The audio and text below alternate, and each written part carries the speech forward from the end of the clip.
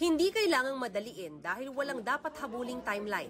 Yan ang iginiit ni Senate President Mig Zubiri sa pagsisimula ng Senado sa pagtalakay ng Resolution of both Houses No. 6 na layong amyendahan ng ilang economic provisions ng saligang batas. We will not be falling into a trap on any deadline. It cannot be rushed like any regular bill that is just approved without thinking. Sa isang pahayag, sinabi ni House Deputy Speaker J.J. Suarez na naniniwala silang tutuparin ni Zubiri ang pangako niya sa Pangulo na aaprubahan ng RBH 6 bago ang Holy Week break ng Kongreso sa Marso. Siniguro ni Senador Sonny Angara na namumuno sa pagdinig na economic provisions lang ang pag-uusapan, partikular ang foreign participation sa public services, advertising at edukasyon. Wala raw term limits ng mga politiko na usapin sa RBH 6. Huwag natin isipin na ito ay isang milagro na pag pinasa natin ay darating bigla at kakatok sa ating mga pintuan ang mga mamumuhunan at mga negosyante dahil maraming factors po yan. Pero kailangan ba talagang luwagan ang economic restrictions ng konstitusyon? Hati rito ang ilan sa mga bumalangkas ng 1987 Constitution. I'm in favor of removing some, if not all, of the restrictive economic provisions. Economic policy should be flexible to meet changing times in the economy. There is absolutely no mention of any charter change in the Philippine Development Fund 2023 to 2028. Amendments to or revision of the Constitution at this time would be a lethal experiment, a fatal leap, a plunge to death, a leap to hell. It will be a cha-cha dance to the grave or to hell. Sabi ng economic think tank na Ibon Foundation, isa na sa pinakamaluwag ang Pilipinas sa Southeast Asia pagdating sa foreign investments. We have much more foreign investment but much less development because the problem is not lack of foreign investment, the problem is a lack of vision for industrial development. Ganito rin ang katwiran ng grupong Buhay ang EDSA Network Campaign. Yung pag-attract natin ng foreign investors, hindi problema ng konstitusyon yan. Problema ng pagkukulang natin sa batas at kumpiyansa nila sa ating sistema ng hustisya. Tutol sa pag-amyenda ng 1987 Constitution, ang isa pang grupong layon din daw na panatilihing buhay sa alaala ang 1986 EDSA People Power Revolution. Nagtakda ang konstitusyon ng mga taning sa panunungkulan ng mga politiko upang hindi sila magtagal sa kapangyarihan at pigilin ang pag-iral ng mga dinastiya. Bukod sa economic provisions, tatalakayin na rin ng Senado ang paglilinaw tungkol sa pagboto ng Senado at Kamara sa pag-amyenda ng konstitusyon. Naghahain ng resolution of both Houses No. 7 si Senator Robin Padilla para mailagay sa saligang batas ang hiwalay na botohan ng dalawang kapulungan. Nanawagan ng ilang senador kay Pangulong Marcos na pumagitna na sa Senado at Kamara. Sa gitna yan ng patuloy na bangayan ng dalawang kapulungan sa mga isyong nagsanga sa pag-amyenda ng saligang batas. Sabi ni Senator Jinggoy Estrada, pwedeng kausapin ng Pangulo sina Senate President Mig Zubiri at Speaker Martin Romualdez. Si Senator Cheese Escudero nanawagan sa Pangulo na rendahan ng kanyang pinsang si Romualdez. Giit naman ni Senator Amy Marcos, ginagalang pa rin ang interparliamentary courtesy taliwas sa alegasyon ng ilang kongresista. Pabor naman ng mga kongresista na mag-usap ang dalawang kapulungan. Pero tutol si Representative Geraldine Roman na rendahan ng Pangulo ang Speaker. Wala pang pahayagang Malacanang ukol dito. Naghain ng panukala si Albay 1st District Representative Edsel Lagman kaugnay sa pagsasagawa ng People's Initiative. Nakasaad sa panukala na amendment lang ang papayagan sa People's Initiative at hindi revision. Ibig sabihin ng amendment, isa o simple ang babaguhin habang revision kung makakaapekto na sa prinsipyo ng konstitusyon o forma ng gobyerno. Ang pagpirma sa signature sheet dapat daw gawin sa harap ng COMELEC election officer o kinatawan nito. Sabi ni Lagban, di sapat na basihan para sa PI ang batas para sa initiatives at referendum tulad ng sabi ng Korte Suprema. Tutol dito si Surigao del Norte Representative Robert Ace Barbers. Ang umiiral na batas daw ang siyang basihan ng mga grupong nagsusulong ng People's Initiative. Kailangan ba talagang amyendahan ang saligang batas para mapalago ang ekonomiya? Dito muli sumentro ang pagtalakay ng Senado sa resolution of both houses number 6. Para kay dating Supreme Court Associate Justice Antonio Carpio, may mga naipasa ng batas para buksan ang ekonomiya sa 100% foreign ownership. There appears to be a lack of understanding by our national leaders of the extent of foreign ownership under the law of businesses in our country. Kabilang sa mga tinukoy niyang batas, ang Retail Trade Liberalization Act at ang Public Services Act na kinikwestiyon ngayon sa Korte Suprema kung naaayon sa konstitusyon. Bukas naman talaga tayo sa foreign investors. We have made great strides in the past years liberalizing our economy without compromising our national security or leaving behind Filipino businesses. Git ni Carpio, hindi saligang batas ang pumipigil sa pagpasok ng foreign investments, kundi ang pagiging mahal ng kuryente, burokrasya sa pagbubukas ng negosyo, at di maayos na infrastruktura para sa transportasyon. Pero giit ng Department of Trade and Industry, mahigpit pa rin ang regulasyon sa pamumuhunan ng mga banyaga. There is a negative correlation between FDI performance and these regulatory restrictions. And of course, the more open you are, the higher the FDI inflows. Bagamat may mga dayuhang suportado ang pag-aalis ng economic restrictions sa konstitusyon. The removal of economic restrictions would facilitate increased foreign direct investment in sectors where such investment is currently restricted. May ibang dayuhang nag-aalala rin sa ibubunga ng mainit na debate. We got some calls from some of our members following the news and the political debate about how this might unfold. There is some uncertainty out there, yes.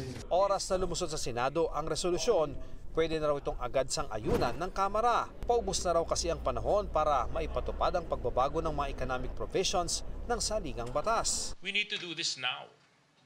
And we can't waste time when it comes to amending our Constitution. After the Senate acts and the House will meet, and assuming we agree in everything, ipaplebisito mo pa yan. You're talking about 2027 and 2028.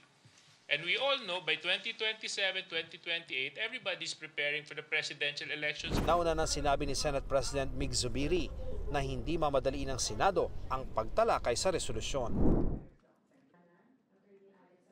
Pangalang Anthony Abad ang nasa signature form para sa People's Initiative para baguhin ang konstitusyon. Kanina, humarap na siya sa Senado. Itinanggi niyang miyembro siya ng PIRMA, ang grupong nasa likod ng signature campaign.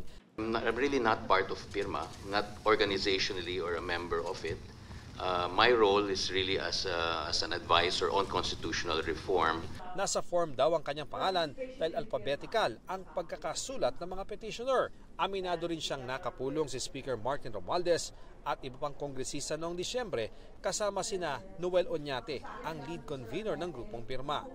It's just problematic to me because I actually have the transcript of Mr. Oñate's testimony during the last hearing, during which he said, si Anthony Abad ay kasama namin sa professional sector ng PIRMA.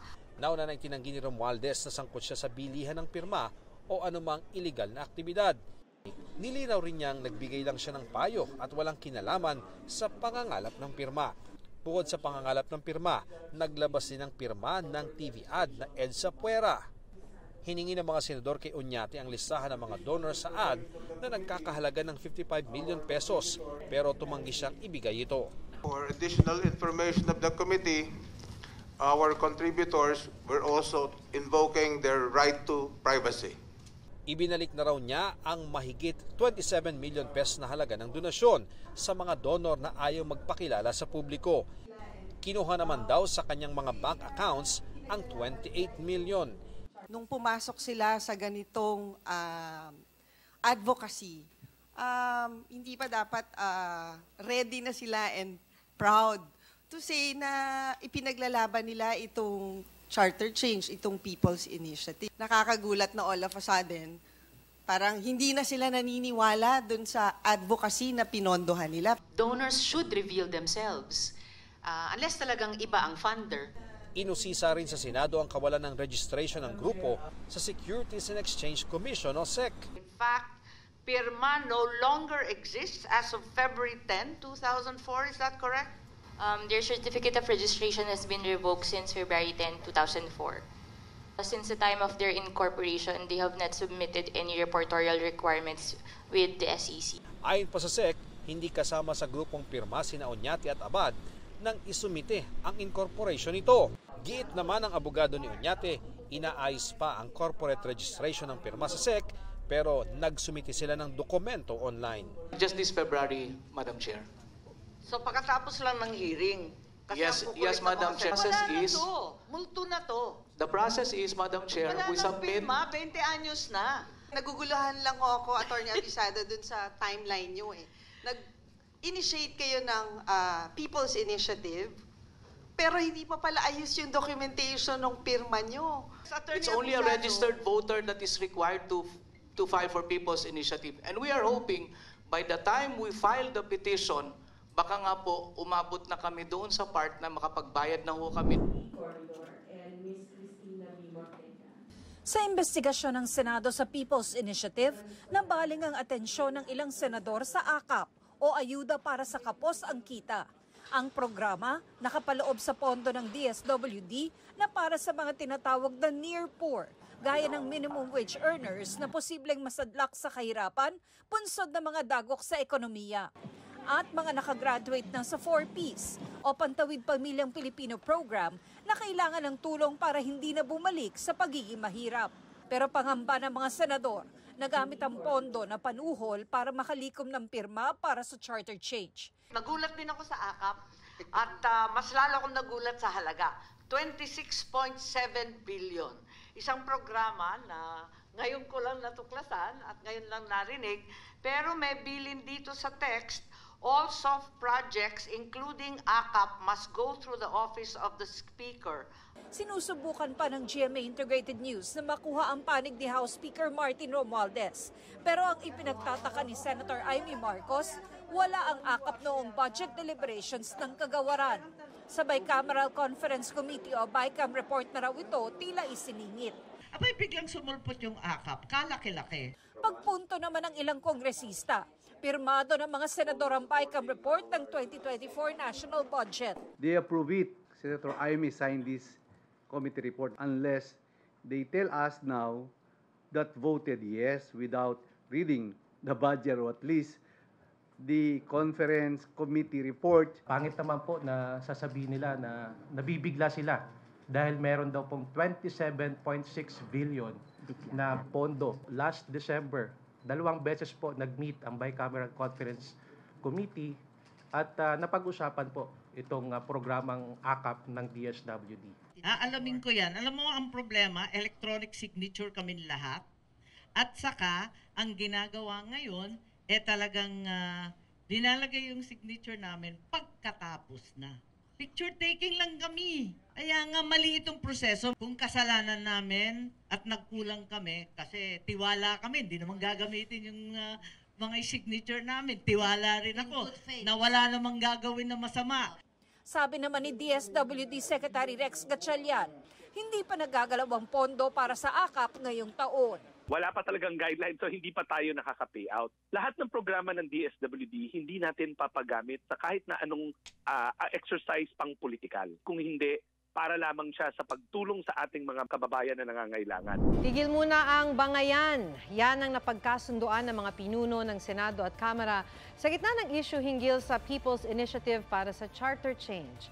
Nagkamay at nagyakapan sina Senate President Juan Miguel Zubiri at House Speaker Martin Romualdez sa Malacanang kanina. Sabi ni Zubiri, nagkasundo sila ni Romualdez na mag-uusap ulit sa susunod na linggo. Pero hindi raw niya pipigilan ang investigasyon ng Senado sa People's Initiative. Sinusubukan pa ng GMA Integrated News na makuha ang panig ni Romualdez. Nasa Malacanang sina Zubiri at Romualdez para sa ika-100 kaarawan ni Chief Presidential Legal Counsel Juan Ponce Enrile. Binigyang pugay ni Pangulong Bongbong Marcos si Enrile na naging Defense Minister ng ama niyang si dating Pangulong Ferdinand Marcos Sr. Nagpasalamat naman si Enrile sa mga magulang ni Marcos. Pinakamasayang bahagi raw ng kanyang buhay ang paglilingkod sa administrasyon ng nakatatanda at nakababatang Marcos. Alinsunod sa Centenarian Act, makakatanggap si Enrile ng 100,000 pesos cash gift, mula sa pamahalaan.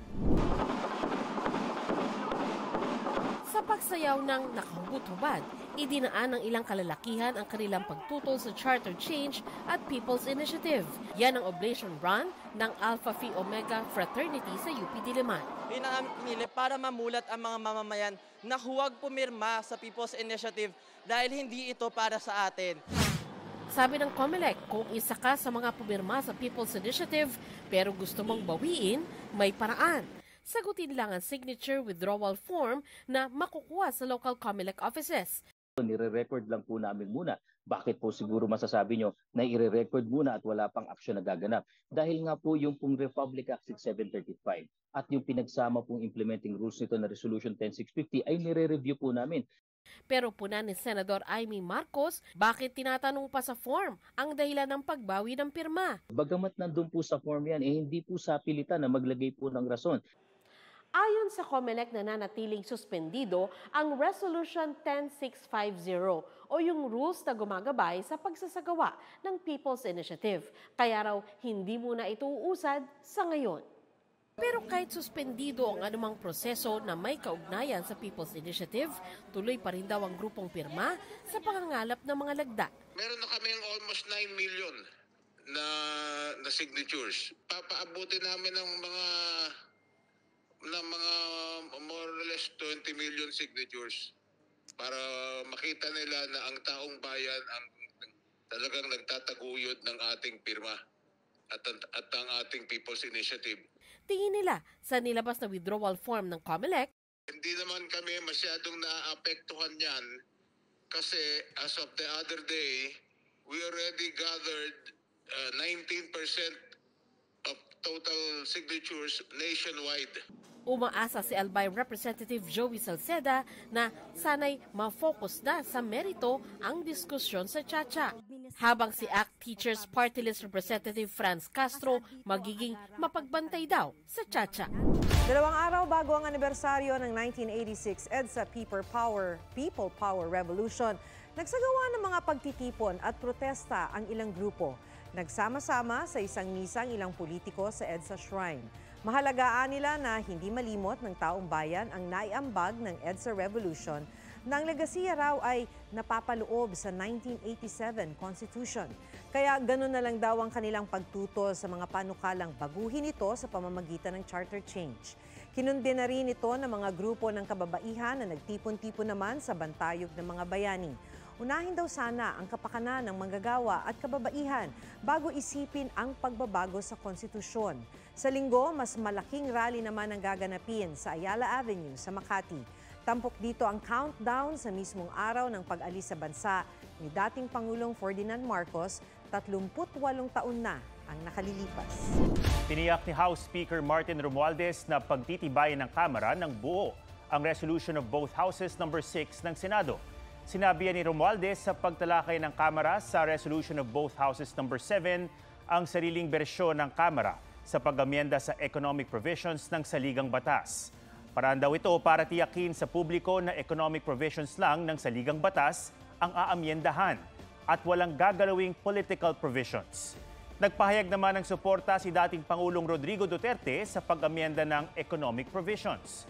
Sa isang pagtitipon sa Cebu City kahapon, sinabi ni Duterte na susuportahan niya ang mga pagbabago sa konstitusyon kumpara ito sa kapakanan ng mga mamamayan at hindi sa mga taong may pansariling interes. Ako masuportar changes in the Constitution, economic provisions, whatever. Even the terms sa tanang chapter diha, pati na apil na ang kanang termino sa President. Okay ko. Basta dili mo pabor sa galingkod karon o sa sunod na eleksyon. Sinusubukan pa namin makuha ang panig ng Malacanang.